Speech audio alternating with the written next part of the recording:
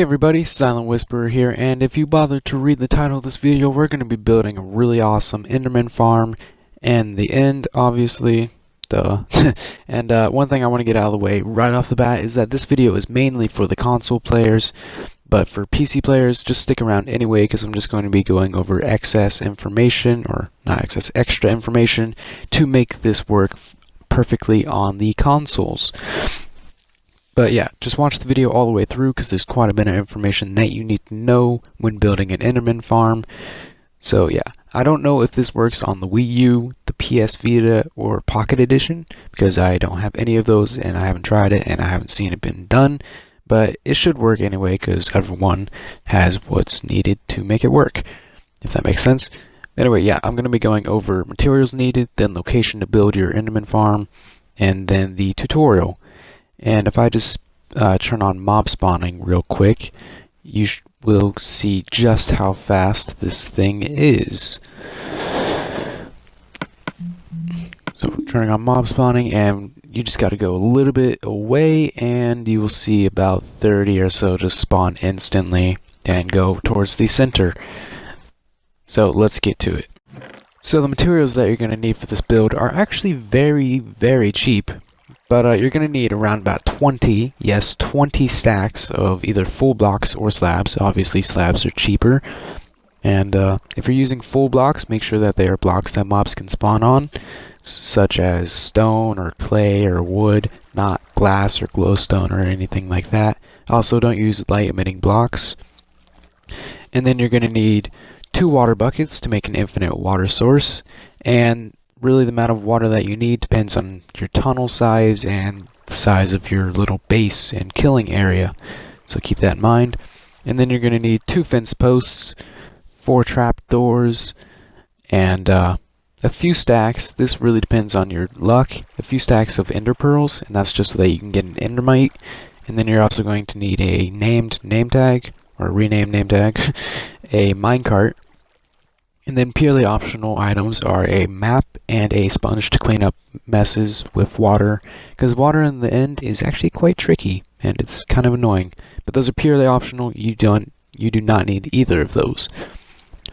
And then another purely optional thing is an AFK killer, and all that is 2 power sources, 2 powered rail, 7 rail, and a minecart.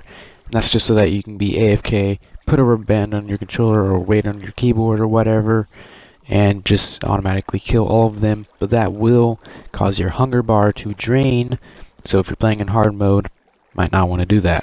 That's just optional as well. So now that you know the materials, you can gather all of those, and now it's time for your location of your build.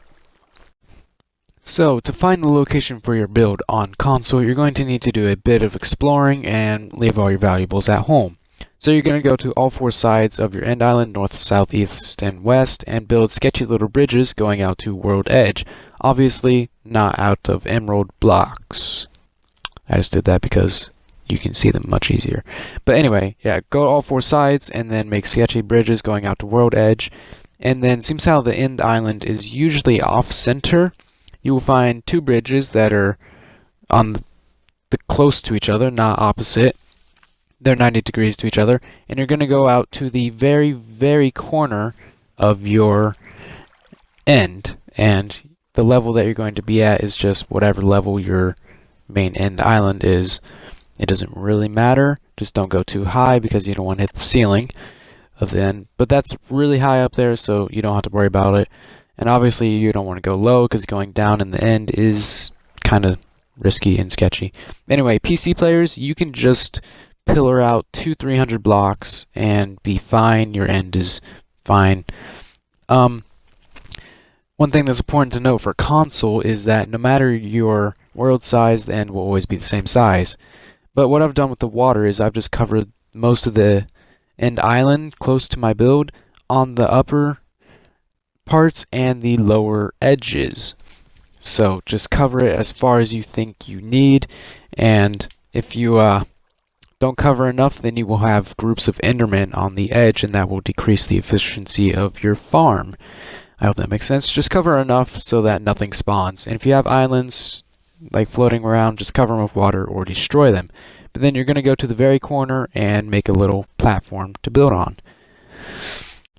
So what I meant to say in the last clip is that you need to go out to the very corner of your end, the furthest away that you can from your end island, and make a little platform down there for you to stand on.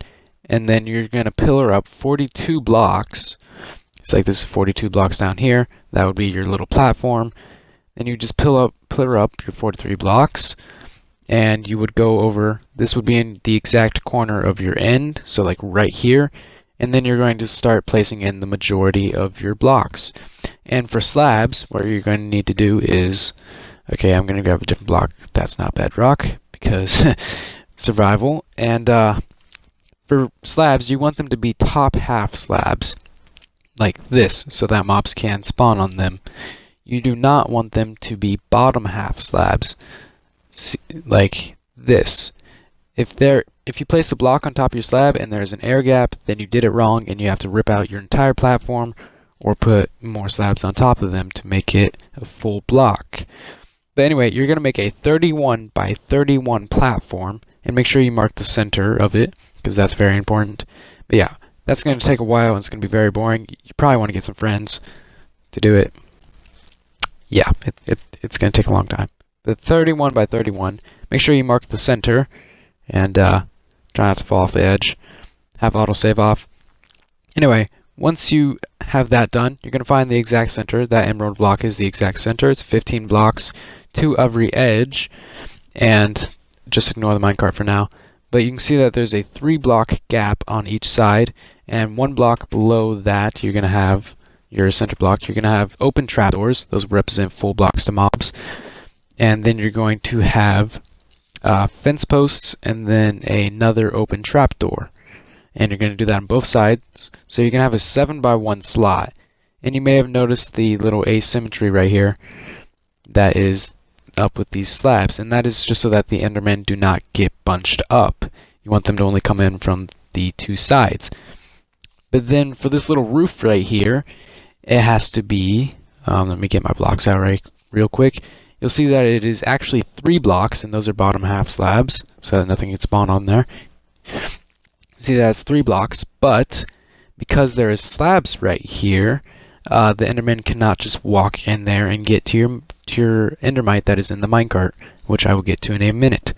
So yeah, make sure that this is a 2.5 block gap right here, and the roof is just a 3 by 7. And we will get to that Endermite in a second. Probably should have got my stone brick slabs for this. Would have looked nicer. Now it's time to work on your room. Your room is going to be 2.5 blocks tall so that no Enderman can spawn in here or teleport in here. And then for your automatic killing rail thing, you're going to go 1 block away from your 1 by 7 slot where they fall down. And you're going to have normal rail. Your 7 normal rail parallel to your slot, and then 1 powered rail on either end with a lever or some sort of power source. And a lever is best because then you can toggle the powered rail and get out of the minecart. And I just turned on mob spawning, and there's so many already falling down here. This is great. Once we get mending on the console, this is going to be the farm that you want because you'll get so much XP so fast that you will will repair, all of your items so quickly that it's not even worth using any of your other farms.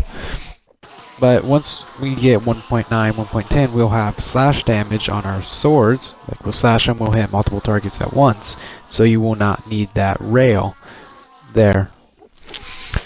And Enderman can hit you just a little bit if you stand too close, so I mean stand back a little bit.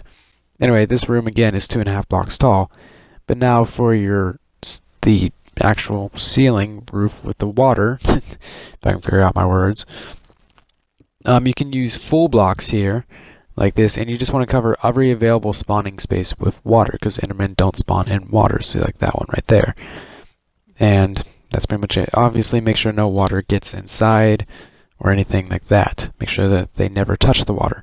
And then in between your rings going up, these are to guide the Enderman into your slot down there, you just want 2.5 blocks going all the way up to your giant platform that you made up there. So you would start from down here, you would pillar up, and then every 2.5 blocks, you would make your rings. And you can fill in these gaps that are in between the rings, like where these emerald blocks are, but it is completely optional. It's just for looks. And it would require about 10 or 12 stacks of blocks.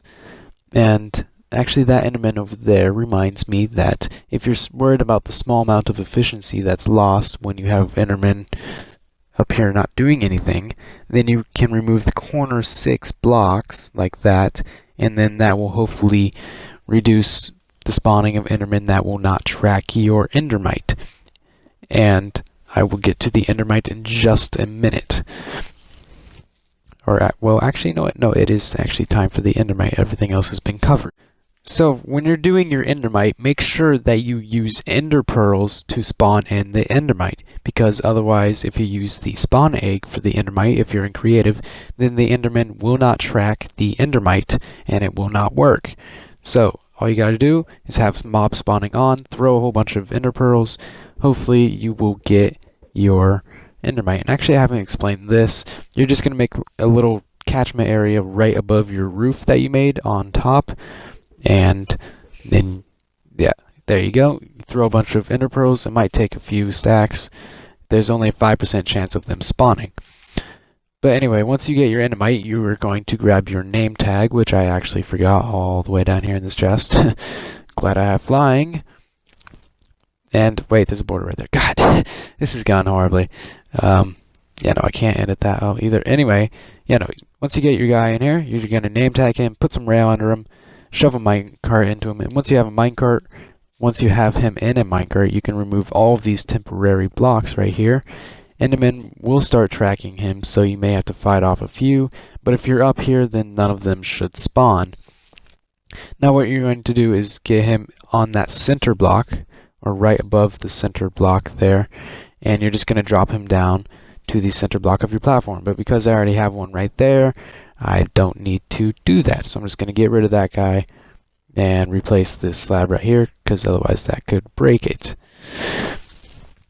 Okay, well, that is actually the entire farm done. Just make sure that if you're on console, you water the main island thoroughly.